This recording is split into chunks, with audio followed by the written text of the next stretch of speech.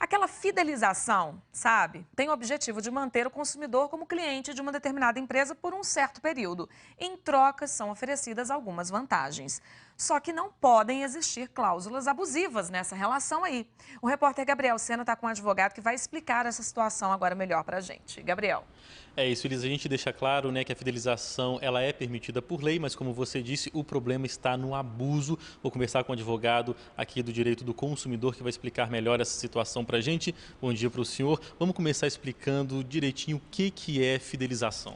Bom dia. Fidelização são vantagens financeiras ou de prestação de serviço dada ao prestador de serviço ao consumidor para que ele fique fidelizado por um período geralmente de 12 meses. Dê alguns exemplos para a gente. No caso de telefonia celular, eles dão descontos para a compra de novos aparelhos.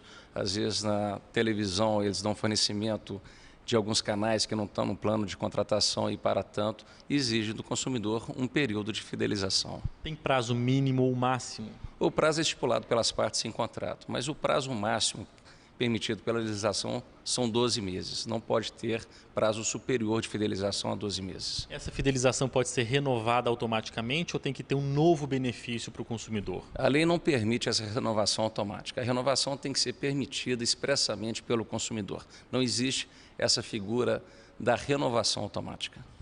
Quem estipula a multa caso haja quebra de contrato? A multa ela é fixada no contrato. Geralmente esses contratos são fechados, contratos por adesão. Não tem muita participação do consumidor.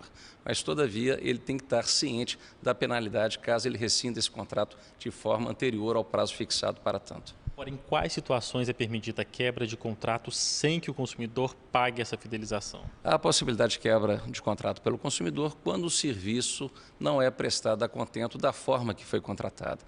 No caso específico, como por exemplo, no caso de uma televisão fechada, quando alguns canais também não são fornecidos, não pegam na casa do consumidor, ele pode sim pedir a rescisão do contrato de forma antecipada. Se uma pessoa, por exemplo, encrenca com a internet lá da casa dela, ela acha que a operadora e a prestadora de serviço está mandando uma internet bem menor do que a capacidade contratada, isso é motivo para queda de contrato sem pagamento da fidelização? Não resta dúvida, os problemas maiores no que diz respeito à internet é que realmente eles mandam alguns gigas a menos que aquilo que foi contratado. Prometem algumas coisas e não cumprem. E dessa forma, sempre o acesso à internet fica prejudicado e pode ser objeto para a rescisão contratual sem qualquer pagamento de multa. Se por um acaso a pessoa perde a capacidade de pagar aquele contrato, perde o emprego, por exemplo, ele pode ficar livre dessa multa de fidelização ou não? Não, o contrato não permite questões específicas inerentes ao consumidor.